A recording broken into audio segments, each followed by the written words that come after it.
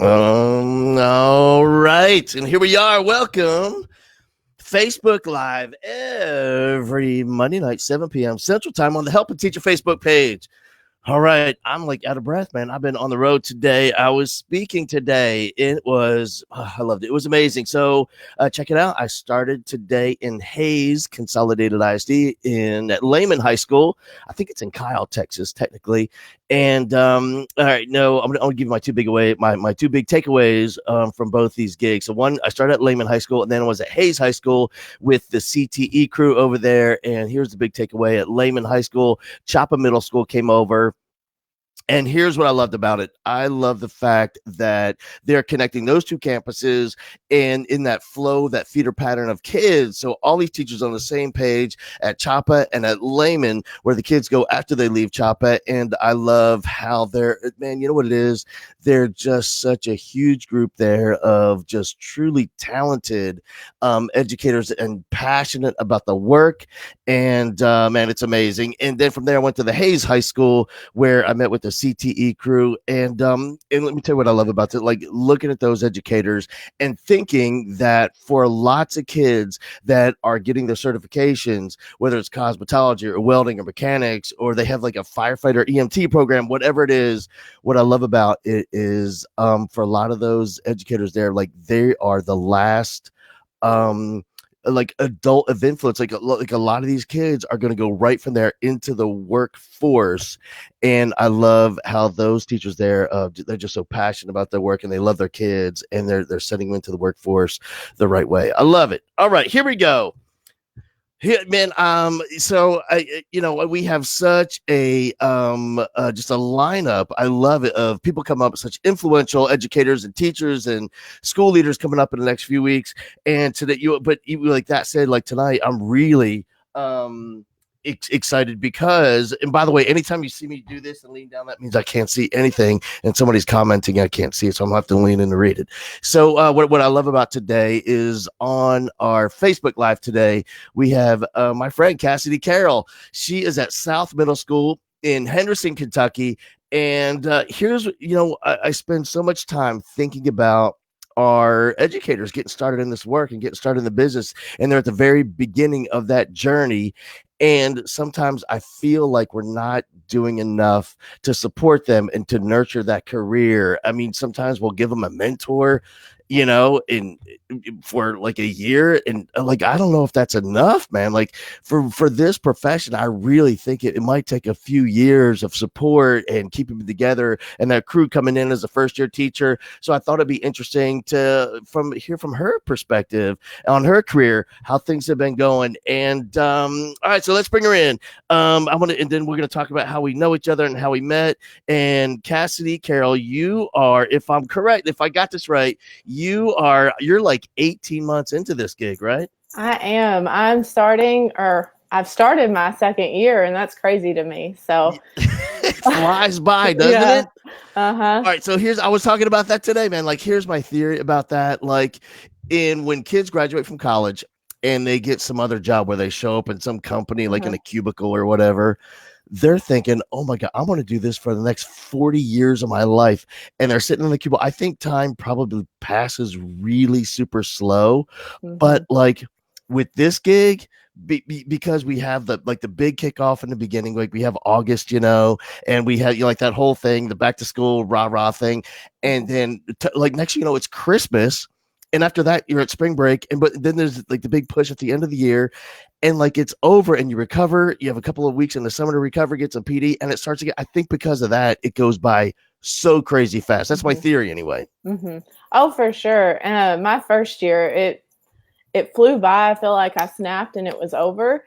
And there are so many things I wanted to do differently. And so I was excited for the next year by like March or April, because I was like, oh, I know what I need to do next year when I come in.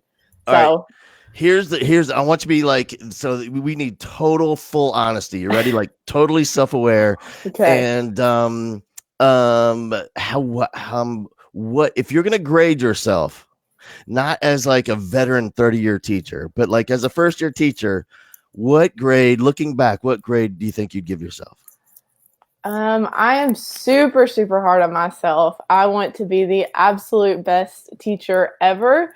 And so if I'm not that, I'm automatically like totally bringing myself down in that score. So I would say I was like a B minus.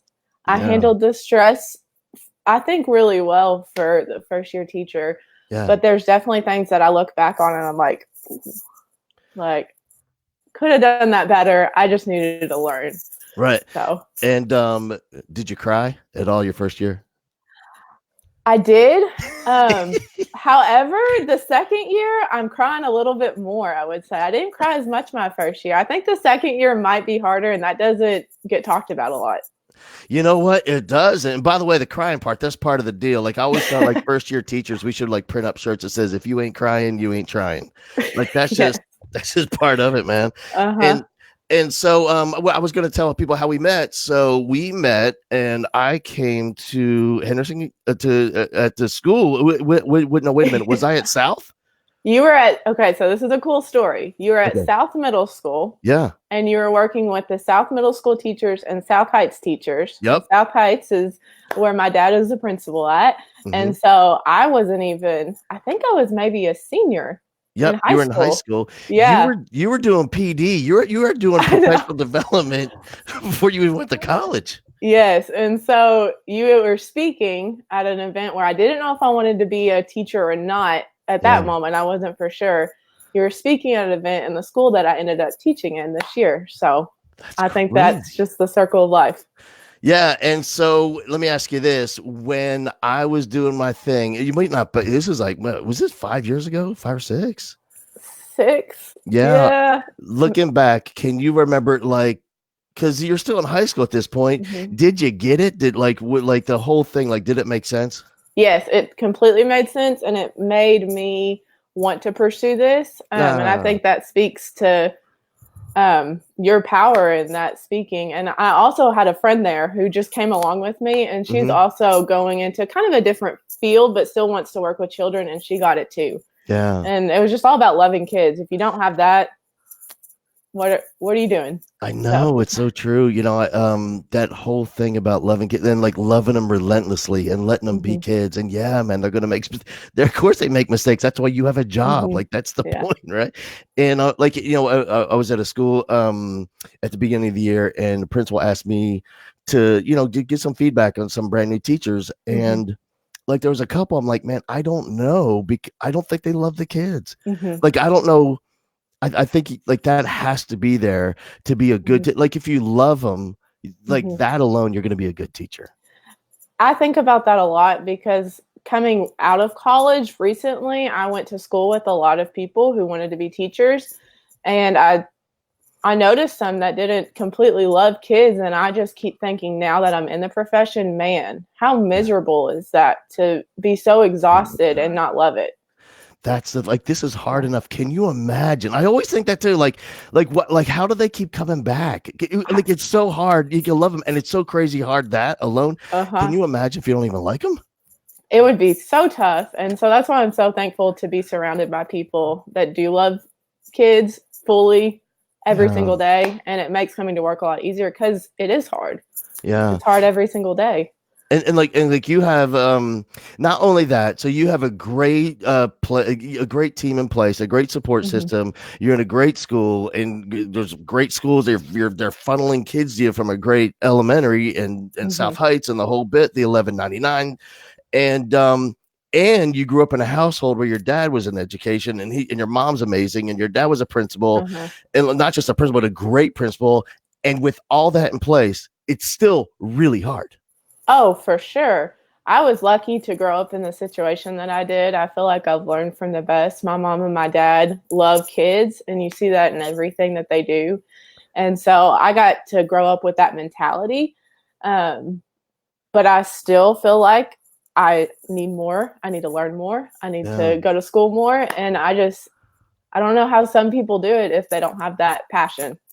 You know, that I think that is you know, people always ask me, because I see so many great teachers around the country, and they ask me, like what is the difference, and what is it that separates those like truly amazing educators? And like that's one of the things is they're so hungry to learn more. Like they're so amazing. Like they're and for me, like that's one of the interesting things when I'm hosting an event and I'm speaking like in a hotel or something like, or at a conference. Like I know I'm preaching to the choir. Like those are the people that are there are great. That's why they're there, because they're great, and they're great because they go to this stuff. And like that's the thing. Like I meet teachers like in their 30th year, still working on it, still trying to be better. They're still excited to be in the journey of becoming a great teacher. Oh, for sure. I've actually had the opportunity to work with a teacher who's been at South Middle School, I think about 10 years now. And she is my biggest mentor, and she goes to any conference she can. She watches online seminars all the time. She really encompasses that passion to want to learn more. And that's helped me, because I thought I was just like the weird, nerdy one who is always on Facebook and always on Twitter and always on Instagram, scrolling through different articles about teaching. And I found out I'm not alone, and that's really comforting. And it's really cool to see. Yeah, here's the good news. What I have discovered, those moments when you feel like you're the weirdo, those are like you definitely the weirdo, because like you're the one that is doing something different. And we always say, man, like if you're gonna make a difference, you've got to be different. And to have that hunger, that drive, and that passion to be the kid that to be the teacher that the kid thinks about for the rest of their life. Like, yeah, man, like you're the weirdo, and that's a really, really good thing.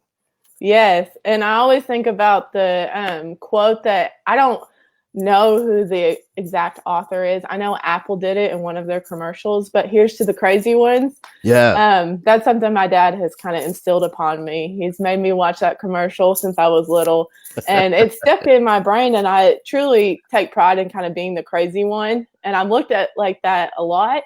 But I know that it comes from a good place, because that's what's going to be best for the kiddos. Yeah, it's so true. Like if you think back and think, about those educators that really made an impact, and the one we're still talking about, and it's the one we're still thinking about, and the one that, has influenced your teaching, they're always the crazy ones. Oh, yes.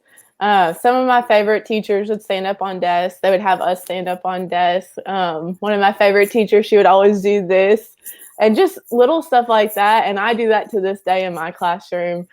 And those are the things that I will never forget. And I know that's what I have to be for my students.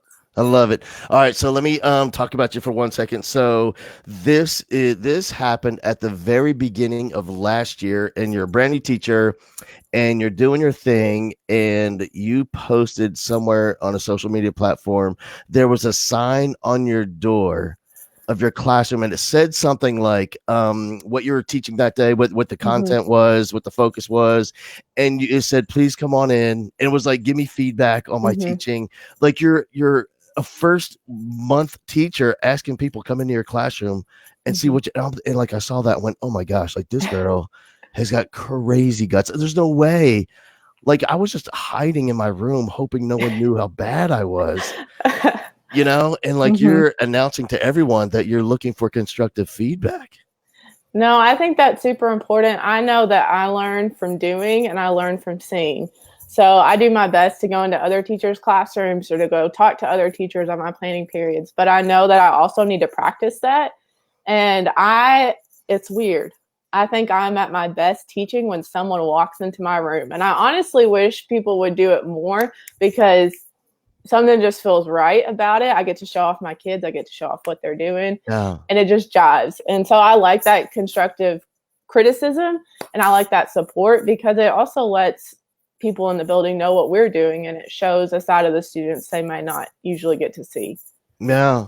There's a school here that last couple of years I've been taking lots of teachers to. I love the school. I love the way they do their culture there, and it's an amazing place. And talking to the principals there and the teachers there, they love bringing teachers on campus, because even the kids like to show off. Even the kids like to show off how awesome they are and their work that they're doing. And the teachers, it's like being on stage. It's like this performance, and it takes it to another level.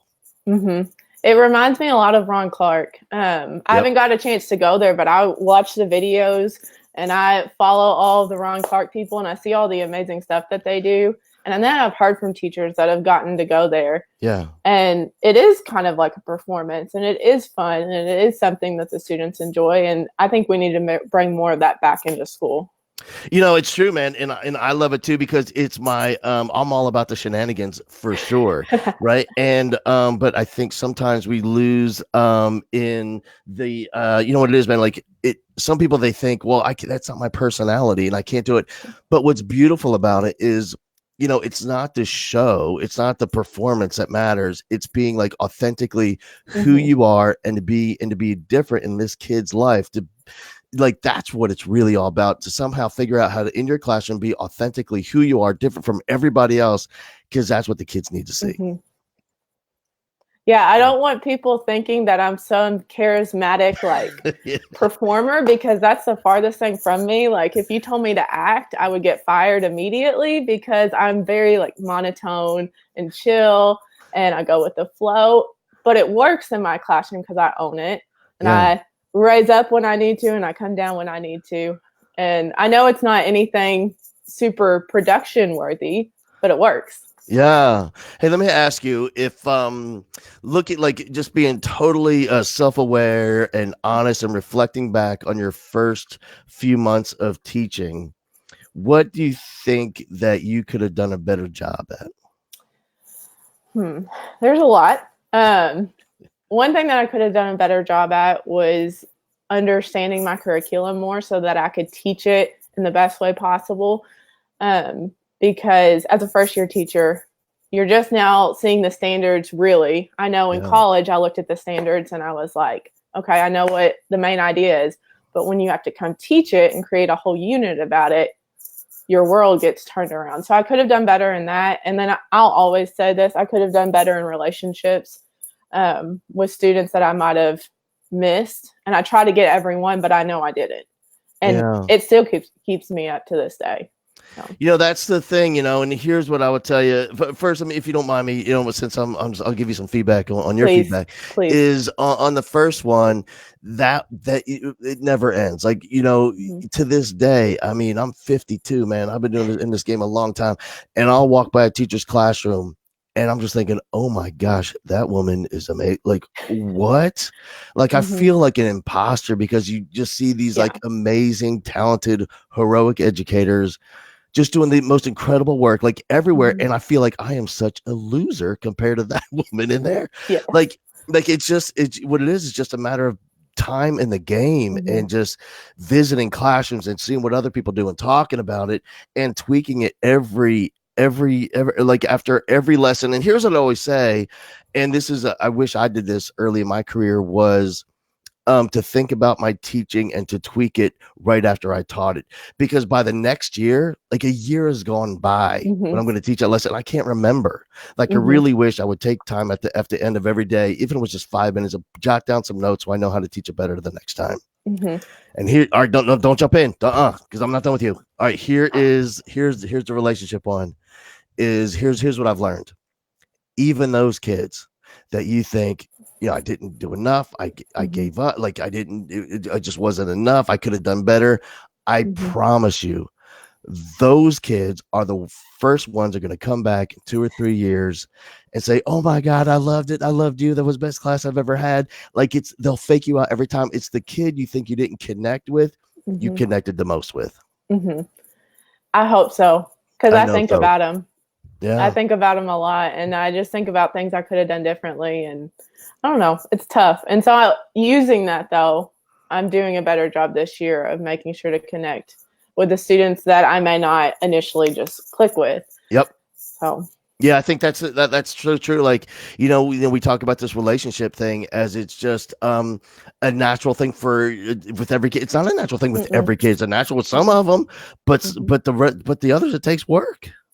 Oh, for sure. There's some that I did not click with initially, and they did not click with me initially, and they let me know it. And it's been cool to watch the transformation over this year. I have a few that were just so skeptical of me because I'm corny and I'm kind of cheesy, and they're in middle school, so they're like, Miss Carroll, Come on. And now that they're back, especially today when they got back, we did a silly thing and they were like, okay, they were having fun with it. And I'm seeing those little transformations. And I know if I can just keep being annoying with it and keep asking them about their days and keep asking them just those small questions, they're going to come around. Yeah. It's a thing. And here's what I've learned. Even the ones I thought didn't come around, I'm telling you, like I happen to be in an airport in Minnesota. Like I'm walking down and I hear Bowman and I look back and I can't, the kid has grown like a foot since I taught him. And I'm thinking, who is this? And then I can see it in his eyes. Like I recognize his eyes. I can remember what class he was in and where he sat. And he's like, man, that was so amazing. And I'm like, dude, what are you talking about? He goes, I loved your class. I loved you. I'm like, no, you hated me. And he goes, no, I didn't. I said, no, dude, you said the words, I hate you. You said that to me. Oh, I didn't mean that. And so what I've learned is like over the years, like it's 100% true. Even the kids, you feel like the ones, I mean, you're putting effort and you're trying every day. Just as long as you're making the effort every day, it's going to work.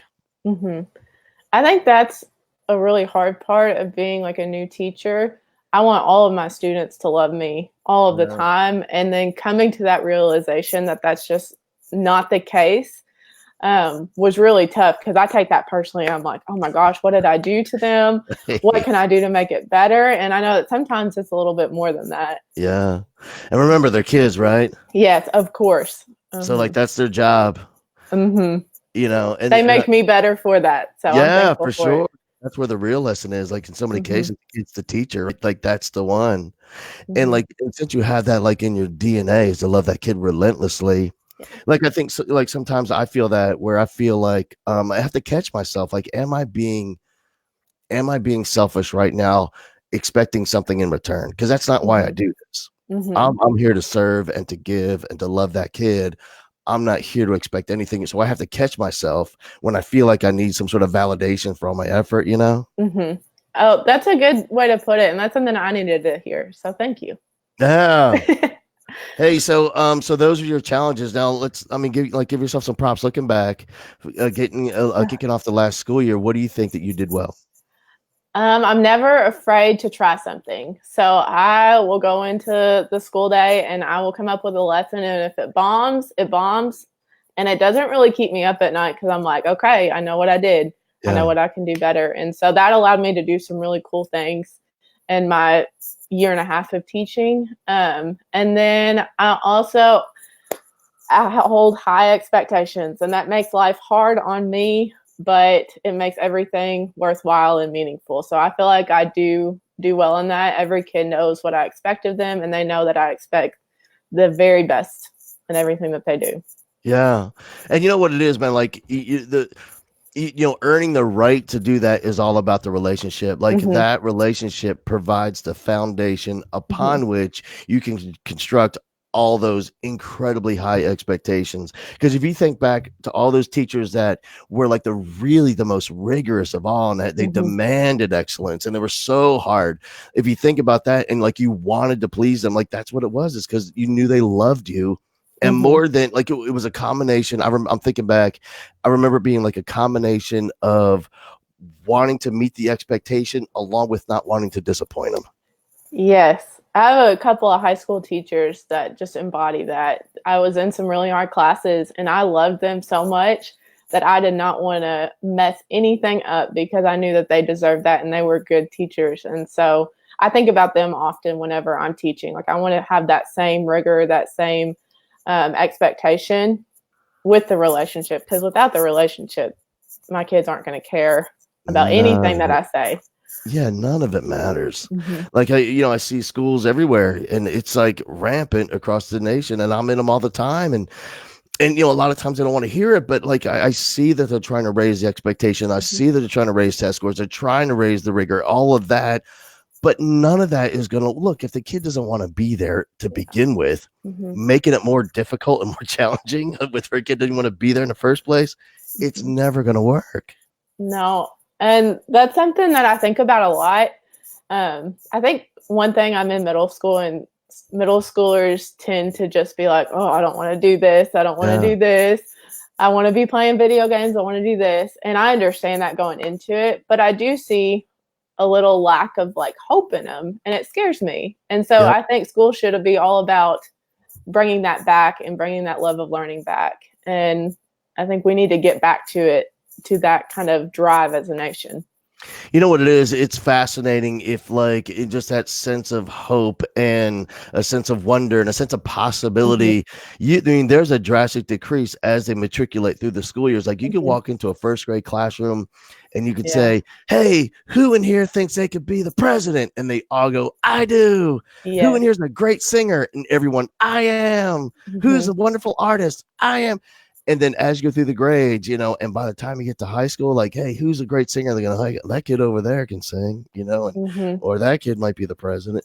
You know, it's really interesting. But I think you're right. Like, I think in education, that's that one place where we can still just have, you know, that incubator of possibility and nurture that.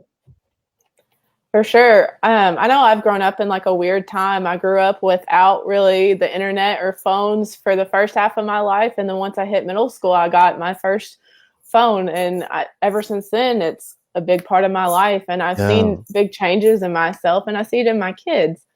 And they're surrounded with information.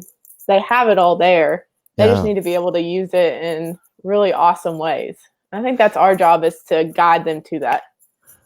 So here's what I ask you is because you're from a generation like, you know, like my daughter, she's a freshman in college right now. And what I always say, like the interesting thing about this generation and your students and you is like my kid in college, you could give her, just go ahead and give her the final, pick a class, whatever. I don't care. Give her the final today. Let her use the phone. I guarantee she makes an A. Like she has access to the information. Like it's all right there.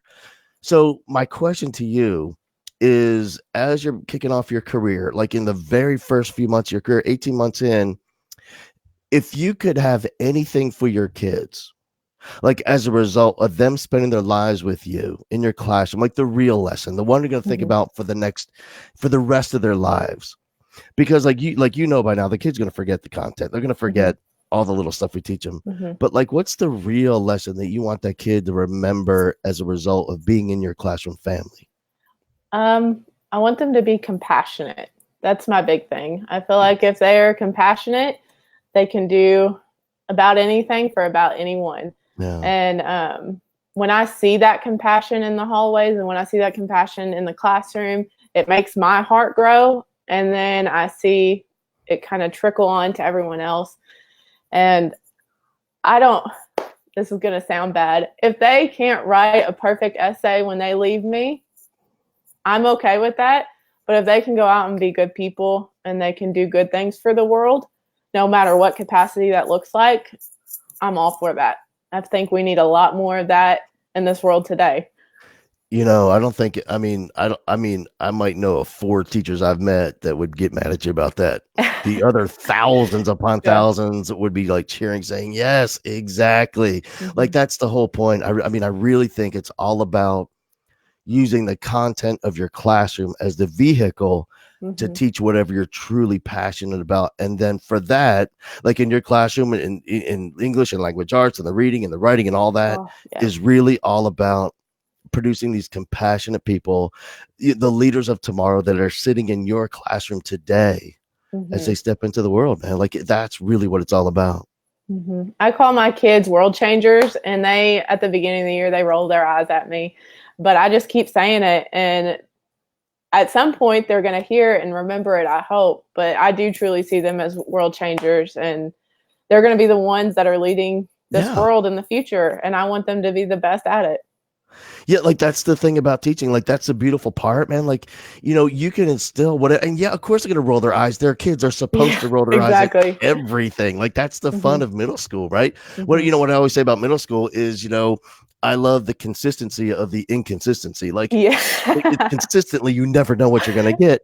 But like the eye roll, like of course they're gonna do that. And of course, I'm stupid. Oh my god, whatever. Like I love all that stuff, man. I get fired up for that. Like, but like that's the beauty of it, because at that age, at all ages, it never stops. Like just planting that seed every day, and putting it in that kid's noggin it's going to be in there forever. And when they're at the reunion and they're 45 talking about Miss Carroll's class, they're going to go, world changers. And they're going to remember to that day. I hope so. That's my goal. I know so. Yeah. Hey, so here's what I ask you. If you could give advice to someone, because you know what, somebody just student taught in the fall, right? They just student taught in the fall semester, and there's some teacher somewhere that went home to have a baby, and they got a job, and they're going to take over, and today was their first day, and they're sitting at home and they're crying on the couch and their feet hurt and they've got the flu already, and and they're trying to figure out how they're going to looking back, what advice would you give them? One, that's normal. I think I might be getting sick right now, honestly. So flu's normal. Being kind of stressed is normal. So I think that's a big thing I had to realize. And then the second thing I would say is don't be afraid to fail if you're loving the kids. If you're doing everything for the students, you're going to be okay. You're going to figure out what works. And it's going to take some trial and error. Yeah. And I had to become okay with that because in your first year, you're learning. You're not a pro by any means. Yeah, I always say, man, like the craziest thing about this gig is oftentimes we have the identical expectations of a first day teacher as we do of a 30-year veteran. Like we're going to give the same test at the end of the school year, the same standardized test, the same thing, and we're asking them to produce the same results. It is crazy, and the pressure of that. But I think you're right. Like I think that's the key. If we can keep focusing on helping that first year teacher that's struggling, like, is it the right thing for kids? Did you do the right thing today for kids? Then we're fine. It's all going to work out in the end. Because that's so much easier to focus on than, did I teach this one little nuance of the standard perfectly? That can get convoluted. But whenever you say, okay, did I do this right for the kids? Okay, I did. Now I can move on and think about the standard the next day and teach it in a different way. I don't know. I feel like a lot of times we get a little convoluted in our heads about what we're focusing on. And I catch myself doing this too, when I just need to bring myself back to those 30 little faces looking up at me and calling me Miss Carroll. That's who really matter. Yeah, man, it's so beautiful. So true.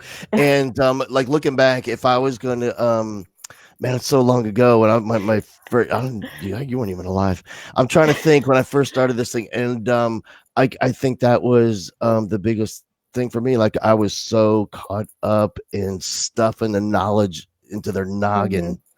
Like I forgot about the heart. And it's hard. I catch myself doing it to this day. Like, I have to get this in, this in, this in. And then sometimes I have to put a pause on what I'm doing for the day and be like, okay, guys, here's what we're doing. And we do a team building activity, or I just talk to them. Yeah, I love it, man. Like, I think I love that you say that. I think sometimes I get it. We have very limited amount of time and we got to go bell to bell. And, I get it. I get the whole teaching thing.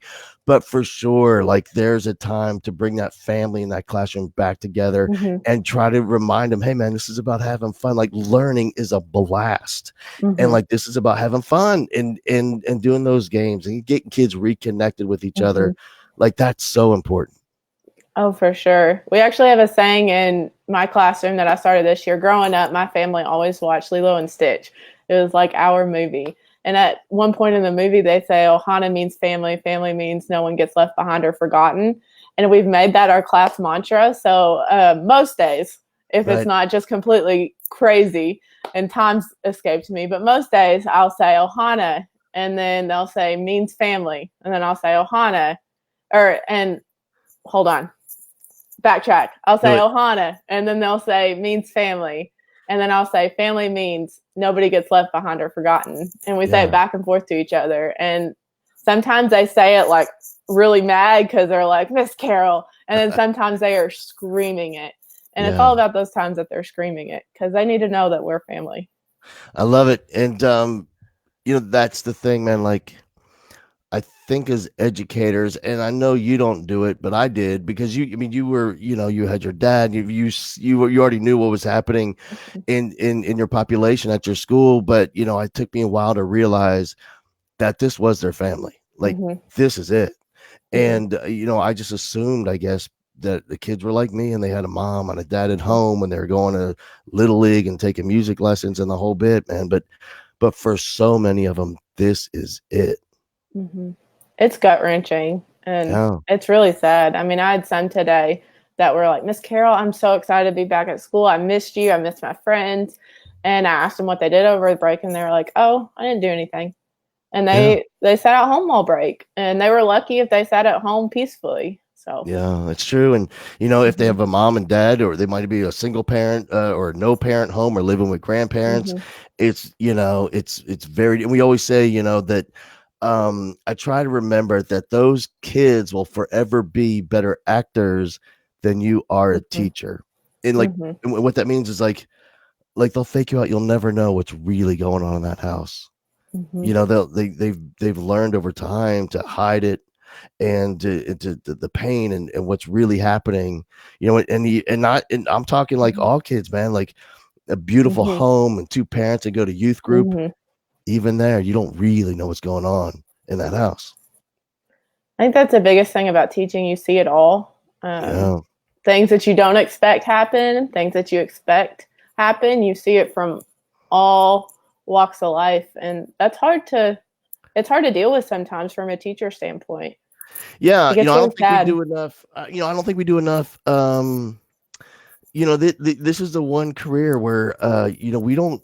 You know what? I was talking to some friends of mine. One dude is a police officer. A couple of friends are in the Mm-hmm. fire department, EMT. They have way more emotional support than we Mm-hmm. do. Like we see some real trauma, man, and some Mm-hmm. real hard lives. And I don't think we do a good enough job supporting teachers and just circling up and have some conversation and getting it out and talking about it. I agree. I struggle with it. I've always struggled with anxiety, and coming into the teaching profession, it's made it worse, honestly, Yeah. because I want to fix it all. I want to make sure that everyone's okay. And at the end of the day, I mean, it's hard to deal with. And I would love to have some support in that, and even some more training in that to make me feel like I'm better helping my students when they do come to me. Yeah, or even just no. I think what is probably I think knowing you, I think what it would be is just affirming that what you're doing is what you can do and it's the right thing. Mm-hmm. Mm-hmm. And I don't know if it's more, but is there more you can do? I don't know, man. I think you're probably doing everything you need to do, but you probably need to hear it more often that, yeah, that's the way, that's how you do it. That's what you do. And you're doing a great job, and to keep doing that. Yeah, it would be really helpful. I don't. It's just a hard subject to talk about, Yeah. and I think that's something that, as a first year teacher, I didn't realize was going to happen. So I don't think you can prepare anybody for that. Like, mm-mm. because you don't get it when you're in college. It's college, it doesn't No, even matter. And no. then and your student teaching, they're not your kids, they're her Mm-mm. kids or his kids. It's not really your Mm-hmm. class. And Mm-hmm. then I don't think it's like being a parent. Like you can't talk about what it's like having a baby. You got to have the baby, Yeah. And Mm-hmm. yeah. Hey, so let me ask you this, man. So here we go, second semester, and tell me what you're excited about coming up. What's going on in your classroom? What are you looking forward to as we're kicking off the second half of the school year? I'm super excited to start some projects with my kids. I got to learn in a really cool area of Kentucky where they were very project based, and I took that and ran with it. And so I'm excited to bring it back to my home county this 9 weeks. The first two 9 weeks, I've kind of learned the ropes, and I've learned the kids, and I've learned the systems, and now I'm ready to kind of give my own little bit of myself into it. So we're going to start some projects with writing, so that I'm going to bring in real world examples. So I really want to adopt a cat right now. Like that's Yeah. my goal for the new year.